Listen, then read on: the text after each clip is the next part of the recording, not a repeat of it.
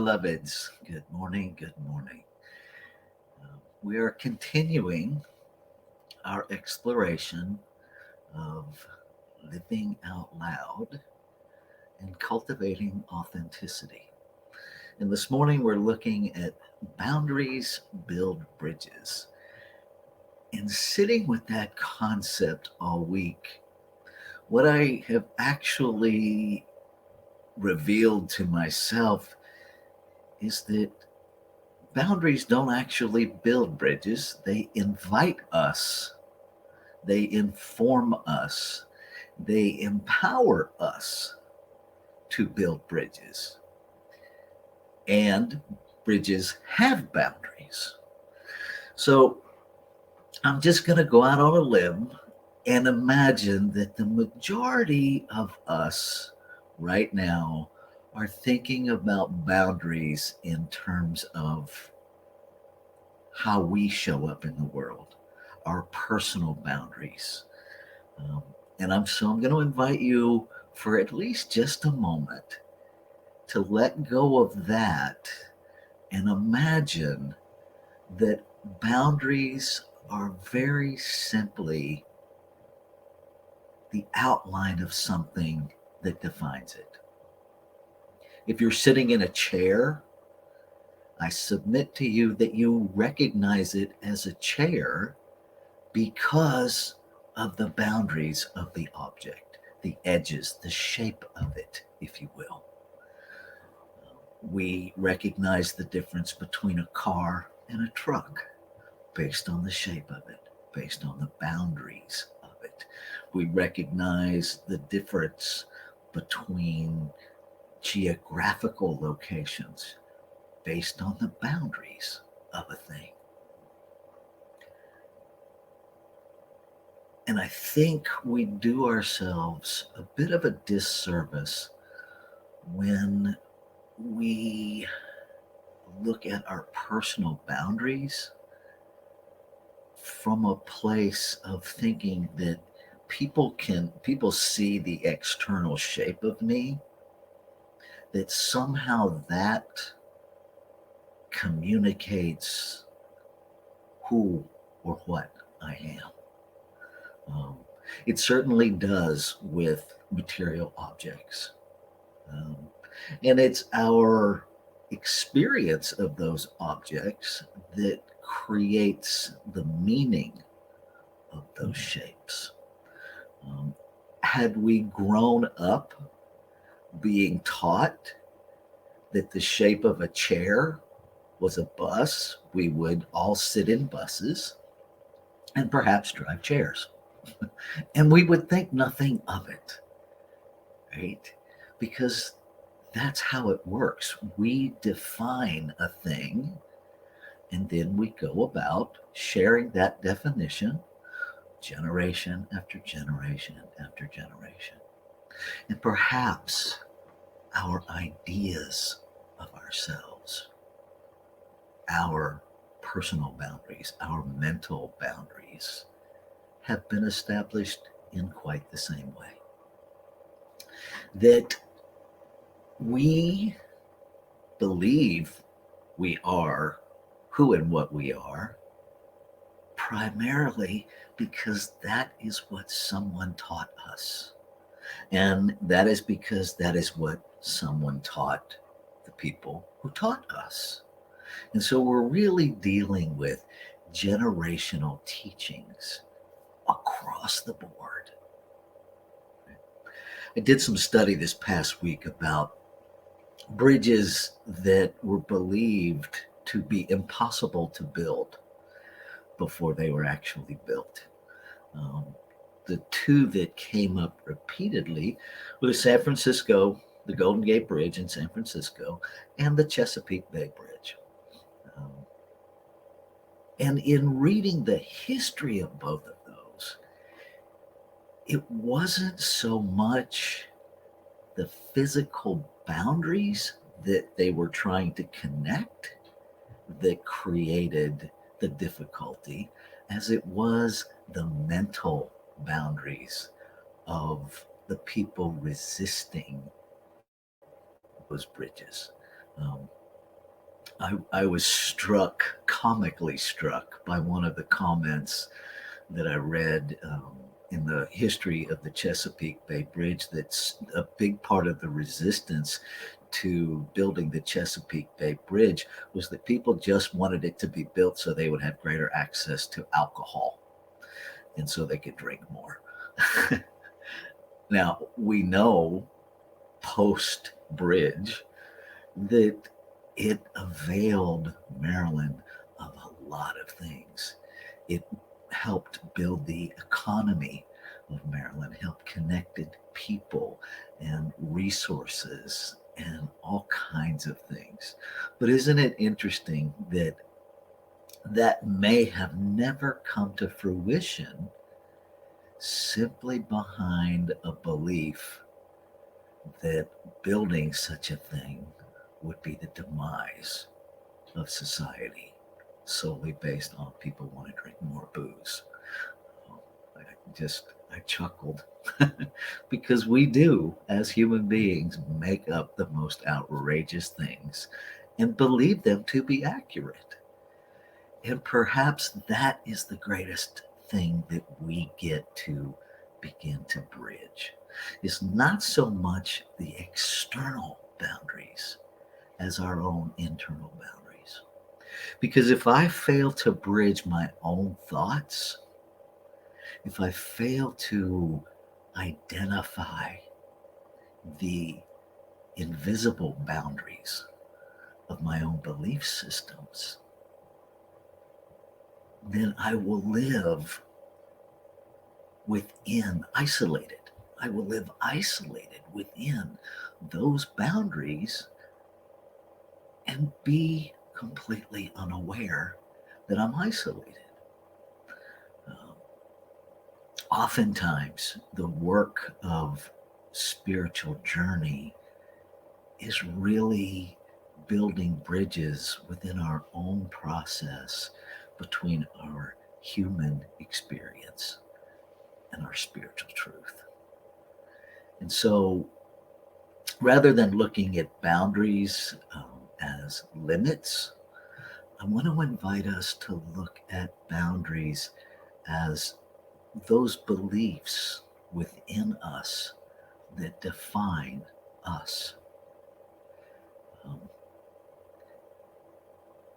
and I want to be really careful about this because I am in no way ignoring the necessity of boundaries in the human realm. They are absolutely necessary and invaluable. And I think oftentimes we misinterpret boundaries as walls, and then we set ourselves up for complete failure with ourselves and with other people by asserting this idea that me establishing my boundaries somehow creates a scenario that you're going to honor them. And I externalize my safety in this human realm, my sanity in this human realm, my preciousness, if you will, in this human realm by creating an expectation that you will honor my boundaries if I set them. Now, I don't know about you, but that has not been my experience here on planet Earth. Um, People honor what they honor and they violate what they violate. And they do so solely based on what's operating in their consciousness. And so it takes us to the teachings of Don Miguel Ruiz: personalize nothing, assume nothing. And so, what if we establish clarity, absolute clarity of our own boundaries, where I begin and where you begin, from the perspective of boundaries as individualizations of spirit, which are going to be flexible, right? Because as spirit expands, it flexes. And so if I'm establishing and understanding my boundaries as the individualization of spirit as me, then I am going to have to constantly redefine, re understand, reimagine, re embrace, re embody what makes me me. And yet, at the same time, if I could somehow grasp in this very human brain of mine the magnitude of an infinite beingness, then I wouldn't have to do that.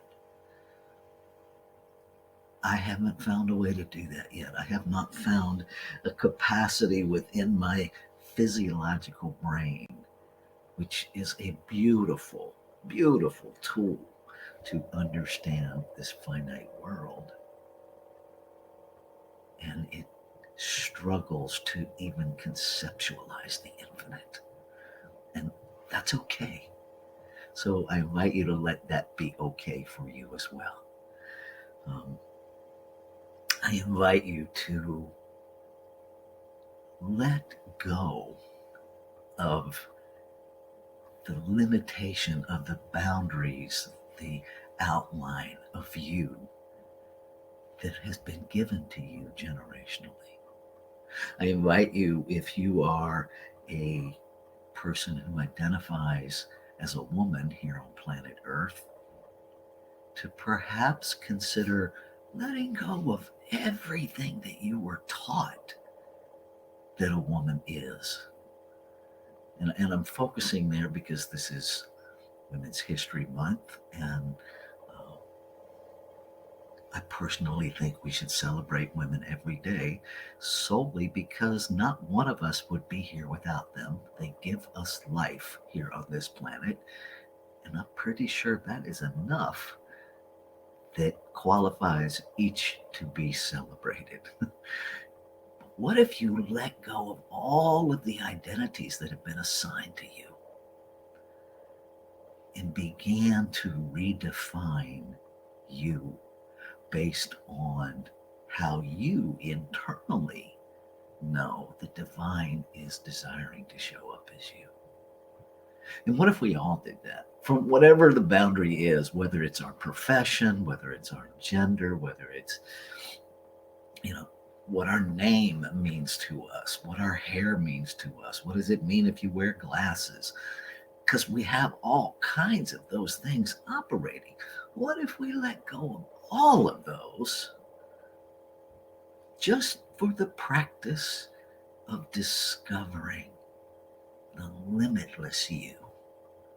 The you that is conceptualized and held and grown and revealed solely in the mind of the infinite and the activity of law. What would your boundaries become? And would we even need bridges between us? Maybe, maybe not. What I know is in this human realm, we have a lot of bridge building to do. And it can be much easier than we have made it. And so I invite you, the next time you're challenged with a conversation that you find difficult, I invite you to lean into the difficulty, to push the boundaries of your own limitations, if you will, not the boundaries of the other person, but the boundaries within your own thoughts that are telling you this is too hard. To see the truth of the person or persons beyond the boundary that you've established in your mind that identifies them as maybe a limitation that they're not. And allow the connection, the oneness that it already exists within each of us to be the bridge. To be the bridge. rather than us in our humanness thinking we have to build one. Allow your essence to be that bridge. Let's take this into prayer.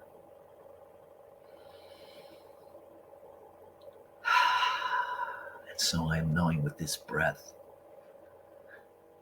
that it is the thing that connects all life, the breath of the infinite, breathing its creation, all of its creation, that this very light, love, peace, power, presence, by whatever name we call it, this one singular substance, this one singular source is all there is. And so I must be it in form. And what is true of me in the truth of oneness must be true of all life. And so every expression of the infinite is the infinite expressing. And so I claim and affirm that everything that has needed to be heard is heard this morning, that each one here received exactly what they came to get, and that it grows and expands and informs their individualized expression and evolution of the infinite within them. And I celebrate. I celebrate that the word spoken is the word fulfilled, and so it is already done. There is nothing to do but let go. And so I do. And I let it be. And so it is. Amen. Ashe.